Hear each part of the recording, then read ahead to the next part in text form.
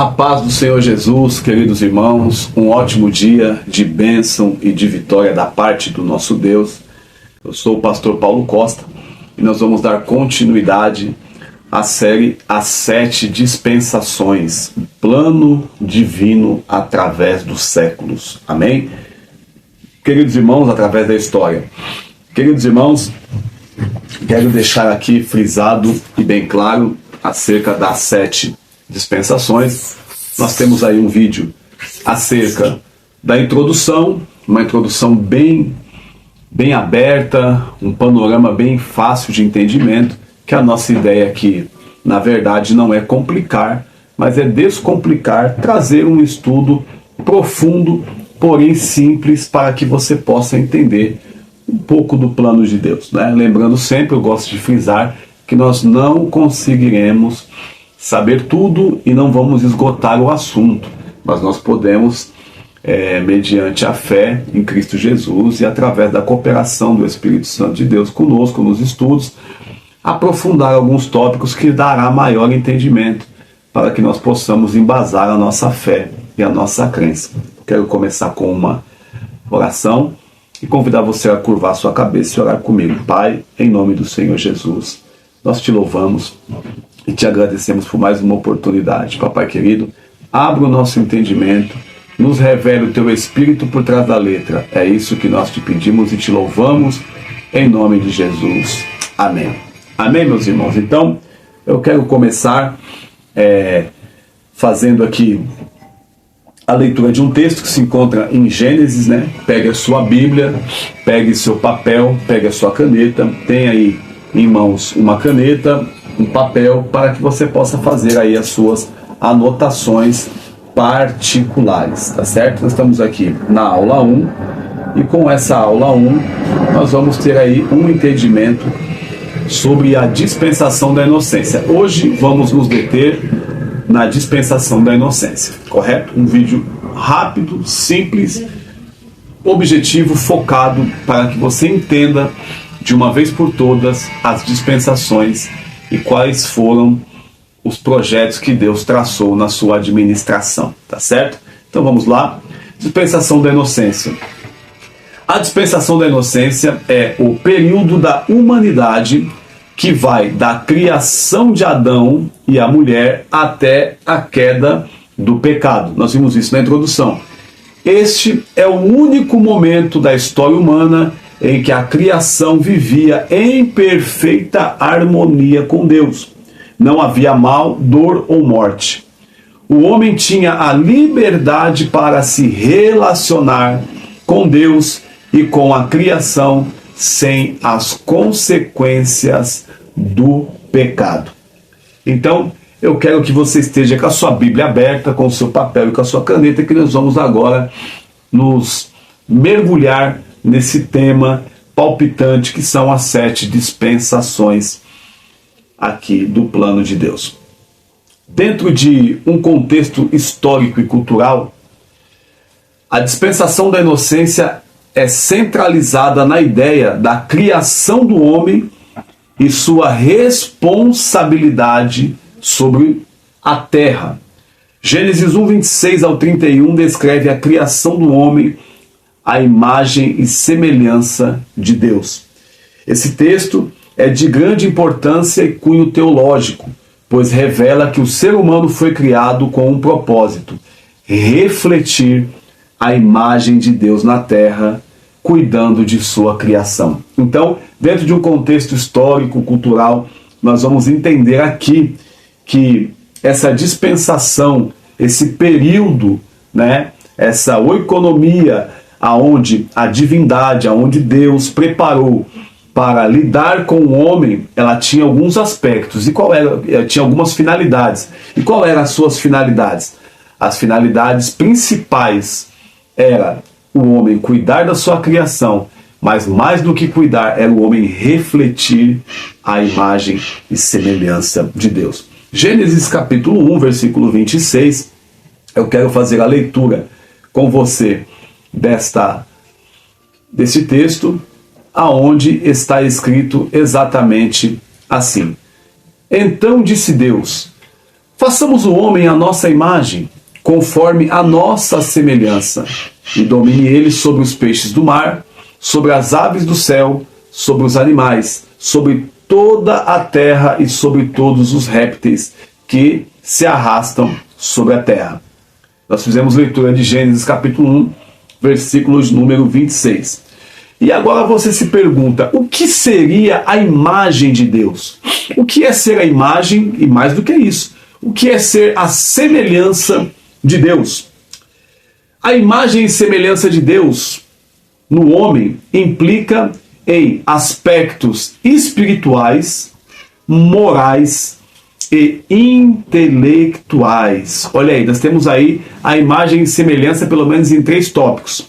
O primeiro, aspecto espiritual, aspecto moral e aspecto intelectual. O ser humano possui uma capacidade única de raciocínio, escolha moral e um espírito que pode se relacionar com Deus. Então nós vemos nessa dispensação da inocência que o Senhor, ao fazer o homem à sua imagem e semelhança, qual era o desejo do coração do nosso Deus? O desejo do nosso coração, do coração do nosso Deus, é que o homem refletisse a sua imagem. O desejo de Deus para com o homem nessa dispensação é que o homem administrasse a criação juntamente com ele em obediência. Que o homem carregasse os aspectos espirituais, morais e intelectuais da divindade. Então agora nós vemos que o homem, ele é um ser único, com um raciocínio absoluto. Um homem que é capaz de raciocinar, pensar, discernir. O Senhor fez o homem com essa capacidade. Um poder de raciocínio lógico, um poder de raciocínio rápido. O homem, Deus colocou nele o poder da escolha moral. O homem decide o que é moral, o que é imoral, o que é certo, o que é errado, o que pode, o que não pode. Deus deu ao homem também um espírito. Mas para que o Senhor Deus deu ao homem um espírito? Porque Deus é espírito. João capítulo 4, Jesus vai dizer para aquela mulher samaritana que Deus é espírito e importe que os que o adorem em espírito e em verdade. Então Deus deu um espírito ao homem para que possa se relacionar. Deus não criou o homem, jogou na terra, no jardim do Éden e falou, deixa ele aí. Não, Deus criou o homem e ao criar este homem, ele faz esse homem com todas essas qualidades que eu citei, mas dá a ele um espírito. E esse espírito que é dado ao homem é a capacidade dele se relacionar com Deus, que também é espírito.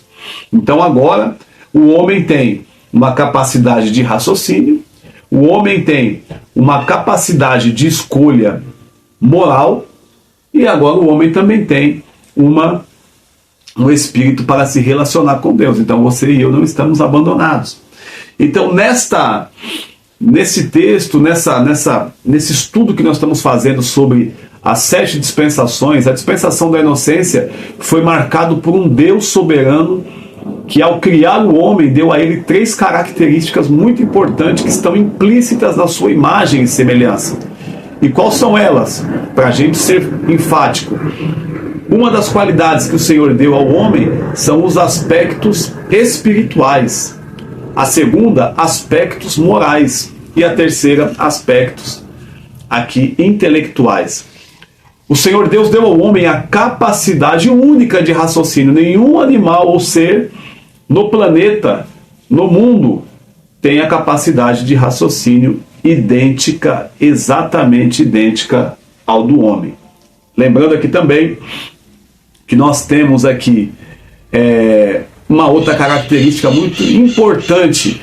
Deus deu o poder de escolha para o homem escolher levar uma vida moral ou imoral. Deus deu a capacidade ao homem para que ele possa escolher por si só o que é bom, o que é ruim, o que pode, o que não pode. Deus também deu ao homem um espírito para que ele possa se relacionar com ele. Se nós formos fazer uma análise exegética e hermenêutica simples nós vamos aqui observar também que Gênesis 1, 26 ao 31 vai falar da criação do homem e a imagem de Deus. Então aqui, imagem, em hebraico é tselem, que significa, refere-se a uma cópia ou uma representação, e não a uma semelhança física de Deus, mas moral, espiritual e intelectual. O ser humano é a única parte da criação feita diretamente à imagem de Deus, o que lhe dá dignidade e um papel especial na criação. Então vamos lá. Deus, ao fazer o homem à sua imagem, o Senhor fez dele uma cópia não física, mas deu a ele os seus atributos morais, espirituais e intelectuais. O Senhor estampou no homem a sua imagem. O ser humano é a única parte da criação feita diretamente da imagem de Deus. A semelhança, quando Deus diz que façamos o homem à nossa imagem, conforme a nossa semelhança, Deus está dizendo que iria dar ao homem um aspecto funcional. E isso implica que o homem deveria refletir as qualidades de Deus no domínio da criação. Então Deus deu a ele a semelhança.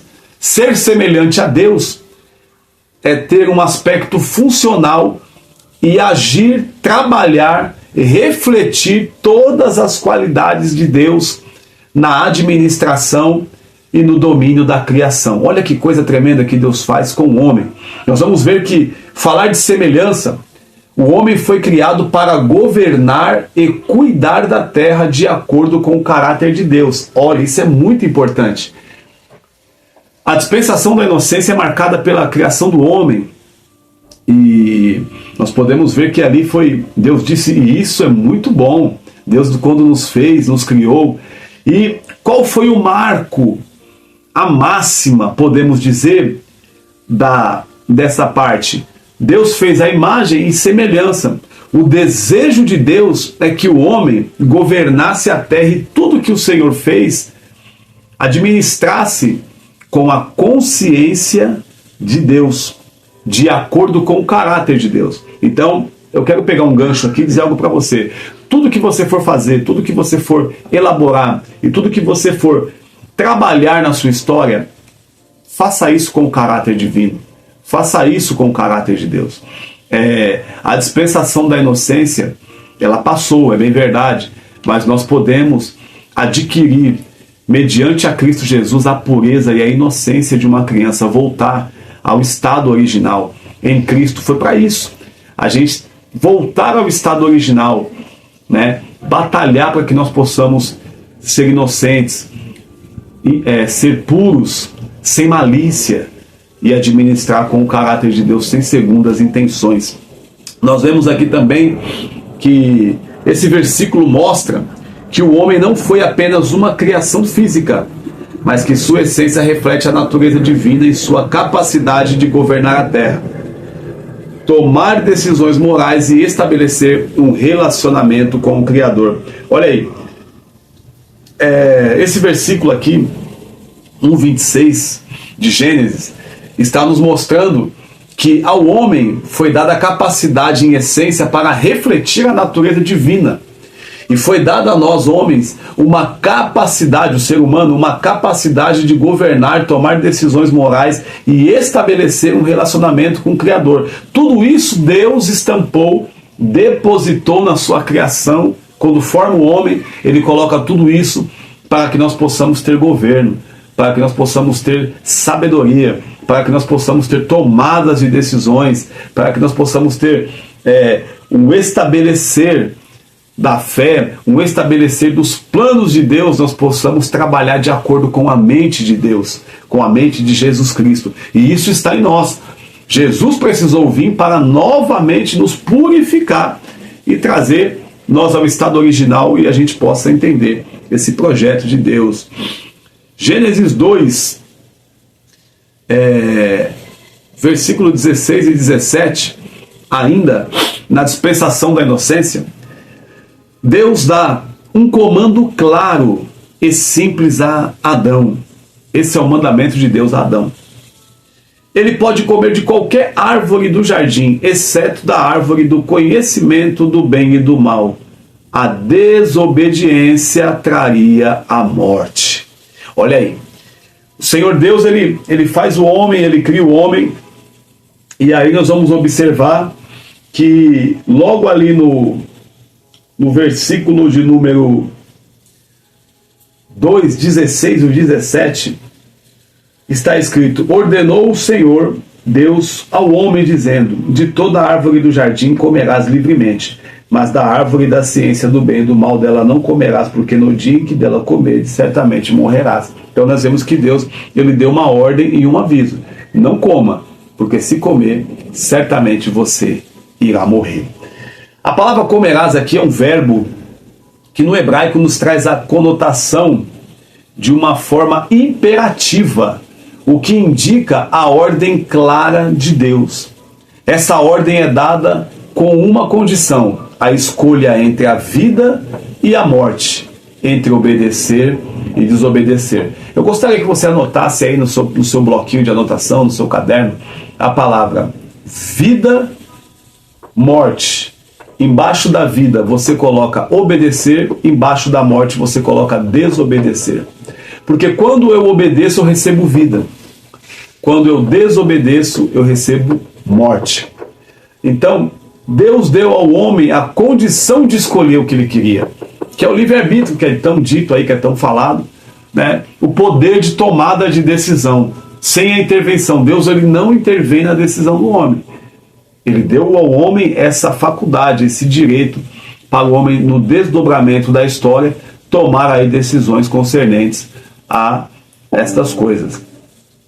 A palavra certamente comerás, certamente morrerás. Se você comer, certamente morrerás. A palavra morrer, ou morrerás aqui, ela está relacionada à morte física e espiritual.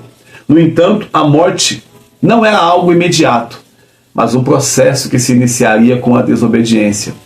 A morte espiritual é destacada, pois Adão e Eva seriam separados de Deus por causa do pecado. Então, logo o salário do pecado é a morte. E qual é a morte? A morte é você se desligar da fonte da vida. E quem é a fonte da vida? É Deus. Uma vez que eu peco, eu me desligo de Deus. E ao não me relacionar com Deus, eu passo de um estado de vivo para morto. E para isso Jesus Cristo veio, para que eu e você, mediante a fé em Cristo Jesus, o Filho de Deus, possamos passar do estado de morte para a vida, e não do estado de vida para a morte. Nós fomos chamados a obedecer, a andar em obediência e retidão, porque quando eu obedeço, lembra que eu disse para você anotar? Eu atraio para mim vida, eu trago vida para dentro de mim. Mas quando eu desobedeço, eu trago a morte, porque junto com a desobediência vem o pecado, e junto com o pecado a natureza caída, e junto com a natureza caída a separação de Deus.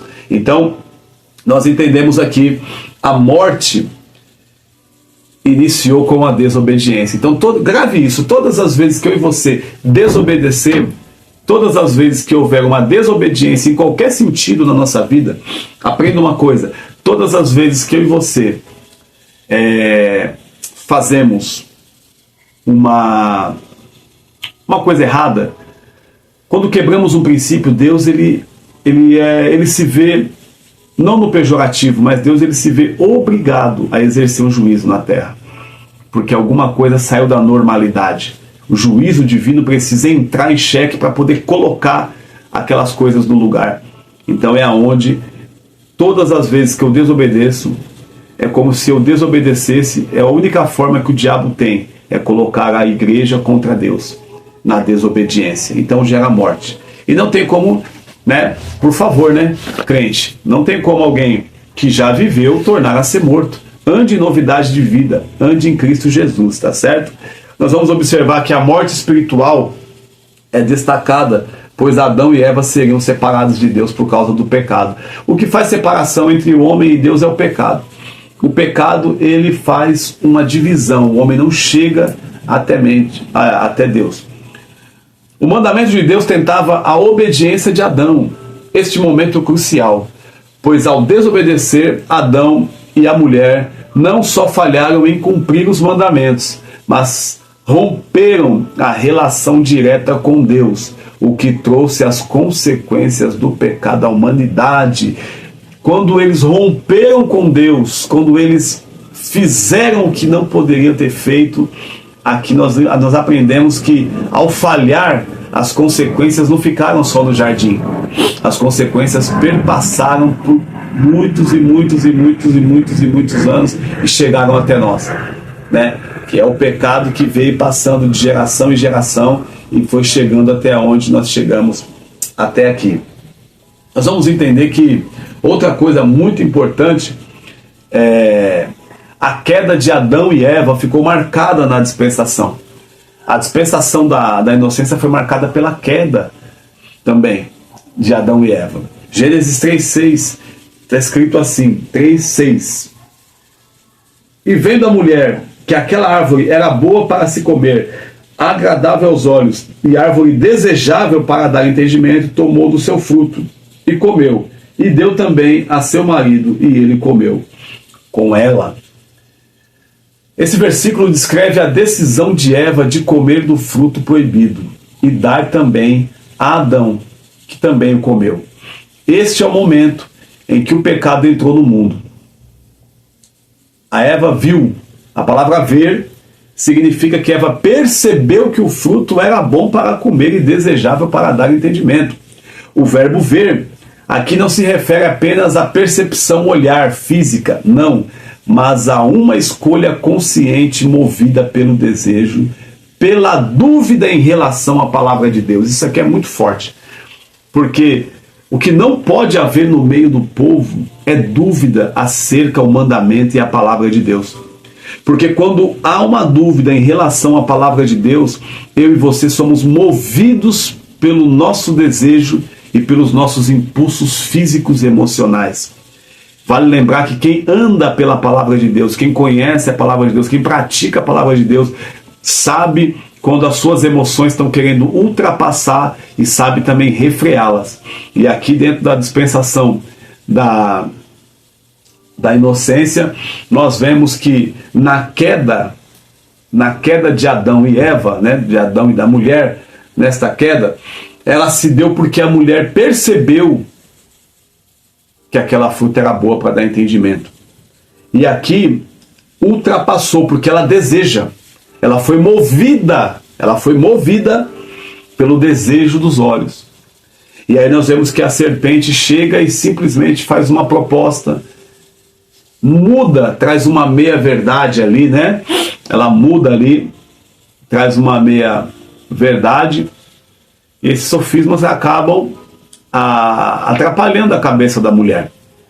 Então ela fica em dúvida em relação à palavra de Deus. Aí o texto vai dizer que ela desejou. Aqui, o desejar aqui, o desejo de Eva por algo além do que Deus havia fornecido, é uma manifestação do pecado.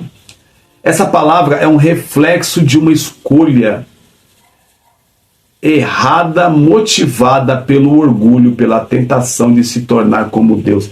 E esse mal está em nosso meio. Quando eu e você desejamos estar equiparados com Deus, somos motivados e tentados pelo orgulho. A serpente deu a ela do que ela é melhor, deu a ela o orgulho. E o orgulho fez com que ela pudesse comer da fruta, dar para o seu marido e ter o entendimento, porque a proposta de Deus, o aviso é que se eles comessem, eles morreriam. Mas a serpente trouxe a dúvida. Certamente vocês não vão morrer, só vai abrir seus olhos. E a pergunta para nós, nesse texto, quantas vezes a serpente nos confunde? Né? Isso aí você vai responder para você. Outra coisa muito importante, a tentação aqui se baseia em duas mentiras principais. A de que Deus não havia dado tudo que era bom, e a de que a obediência a Deus não traria liberdade, mas limitações. A escolha de Eva reflete o princípio do pecado original, a busca de autonomia da vontade de Deus ou a busca de conhecimento além de Deus. E isso é o mal do nosso século. Quantas pessoas, religiões, correntes filosóficas, correntes espirituais, buscam um conhecimento além de Deus. Buscam oráculos, ao invés de buscar o grande Senhor que está nos céus. A gente observa que aqui a mulher, a tentação dela é baseada em duas mentiras. A de que Deus não havia dado tudo que era bom. Aqui eu te digo algo muito importante. Deus não me deu tudo que é bom, porque a serpente diz que vai abrir os olhos dela. E abrir os olhos significa o quê? É como se você chegasse para um amigo e falasse: ó, tá vendo aquela pessoa? Não é tudo que você imagina. Eu vou abrir os teus olhos para você conhecer. A serpente é como se ela tivesse dito para a mulher: ei, preste atenção. Deus não te mostrou tudo que tem aqui. A única coisa que ele diz para vocês não comer é que ele não quer que vocês vejam o que tem aqui como ele vê. Que vocês tenham aqui o que ele tem. A serpente confunde a cabeça da mulher, oferece um conhecimento além daquilo que Deus havia colocado uma restrição. Havia uma palavra restritiva ali. E nós vamos ver também que a outra mentira que foi contada é que se a mulher obedecesse a Deus, ela não teria liberdade, mas seria limitada. A palavra que Deus diz para eles não comerem, para não experimentar a morte, a serpente coloca de uma forma que daria a eles um freio, como se eles não soubessem de tudo que tem no jardim e como se eles fossem limitados, Deus não deixasse eles fazer aquilo. Então isso desperta também, aguça ainda mais a vontade da nossa irmã Eva de querer fazer o que fez. Então, buscou autonomia sem Deus. E ao buscar autonomia sem Deus, toda a criação, todo homem fica fadado ao cansaço e à morte, porque não há nenhuma fonte de vida se não for em Deus. Correto? Nós vamos observar aqui também, nós vamos tirar aqui lições e implicações dessa primeira dispensação. A primeira lição aqui, a dispensação da inocência, ensina para nós algumas coisas fundamentais. A primeira, a responsabilidade humana. O homem foi criado para governar e cuidar da criação de Deus. E isso significa que a humanidade tem uma responsabilidade espiritual e moral sobre o mundo ao seu redor. Então vamos lá. Primeira lição que a gente tem aqui é que a responsabilidade é humana. O homem foi criado para governo e para cuidar da criação. Isso significa que a humanidade tem uma responsabilidade espiritual e moral ao seu redor.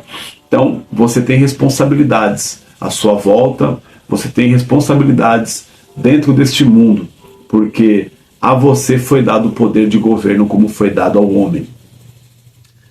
Foi dado também ao homem a liberdade de escolha. Deus deu ao homem a liberdade para escolher entre a obediência e a desobediência. Essa liberdade é fundamental, pois sem ela não havia verdadeira relação de amor com o Criador.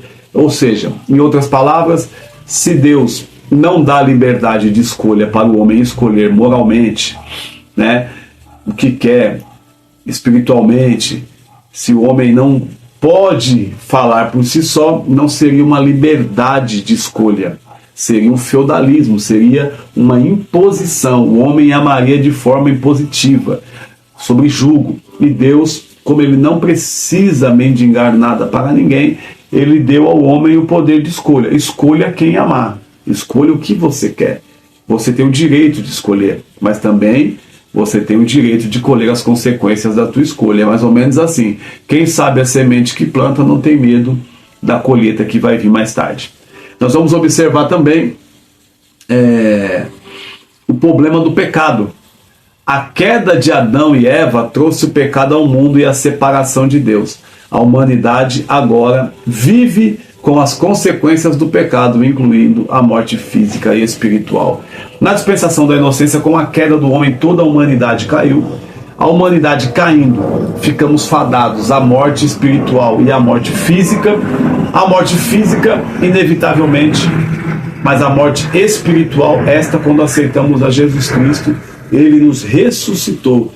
Deus nos transportou das trevas para o reino do amor de seu Filho Jesus Cristo. Então, nós temos aqui um outro problema do pecado, o salário que ele nos traz. E vale lembrar que o salário, a palavra salário do pecado, você recebe um salário quando você trabalha. Então o texto mais ou menos quer nos dizer que o pecado ele também é fabricado. Você trabalha pelo pecado e recebe o salário que é a morte. Tá certo?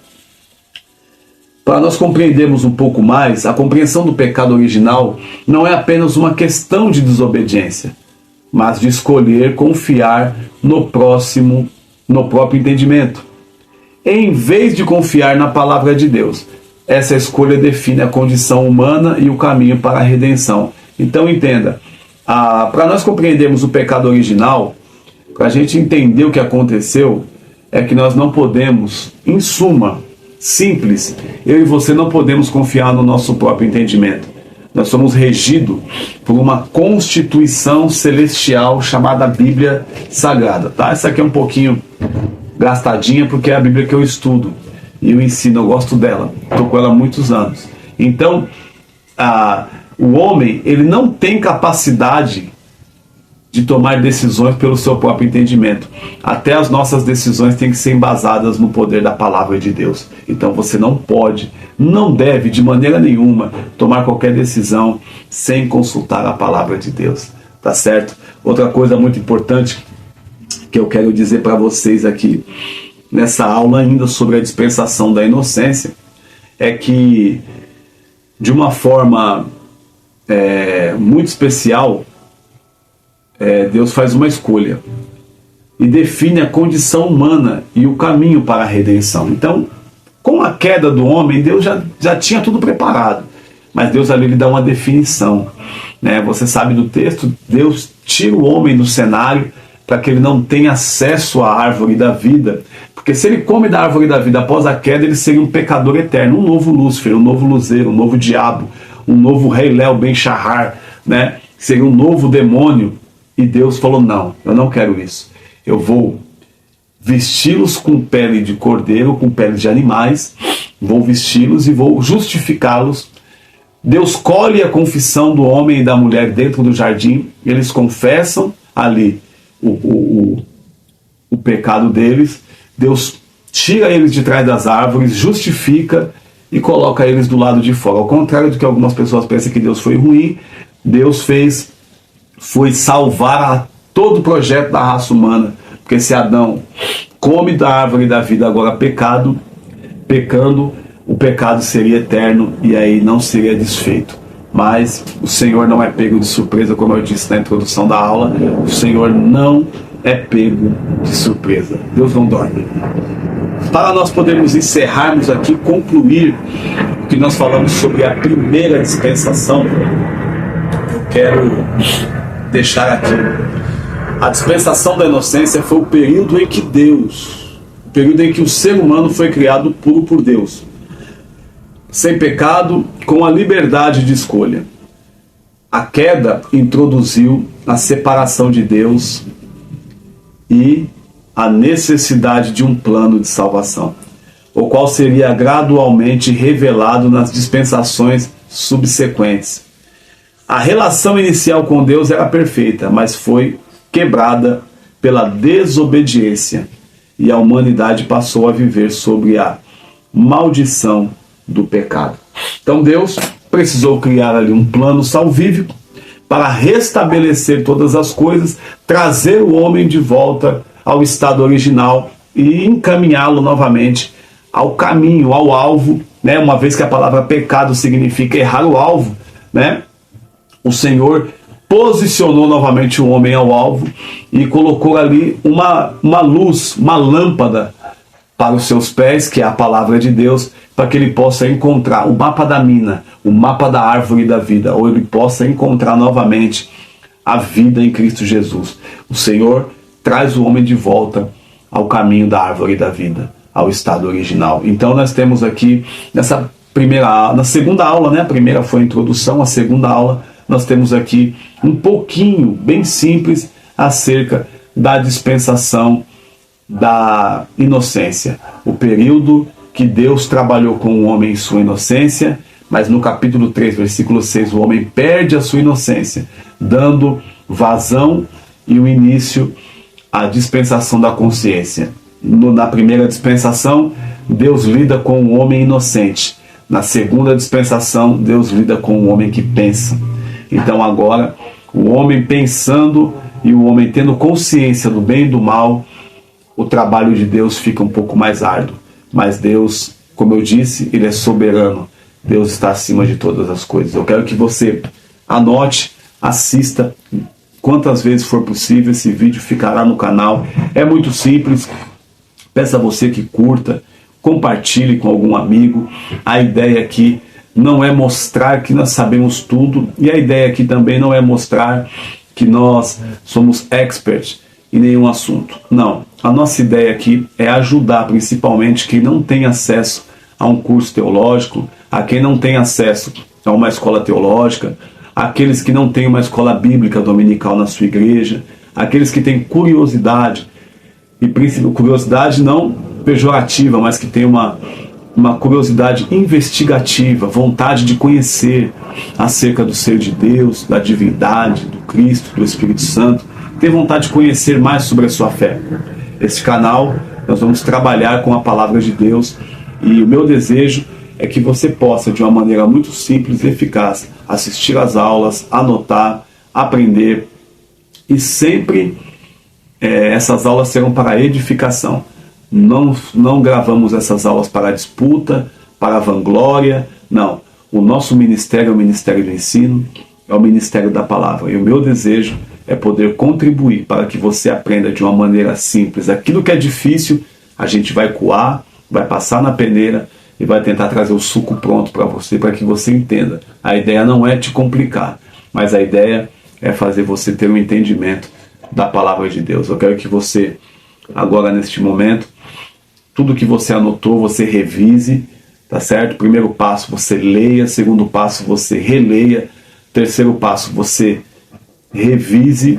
Faça um resumo, que isso vai fixar o estudo na sua mente. Convide um amigo, mande esse link para um amigo e diga para ele: olha, todos os dias haverá uma aula no canal do Pastor Paulo, e nós estamos agora nas aulas acerca das dispensações. Hoje nós falamos sobre a dispensação da inocência, e na próxima aula falaremos e trataremos sobre a dispensação da consciência. Eu sou o pastor Paulo Costa, e o meu desejo é que você aprenda a palavra de Deus. Entre muitas vozes que falam no mundo, eu fico com a Bíblia. Amém? Deus te abençoe, em nome de Jesus.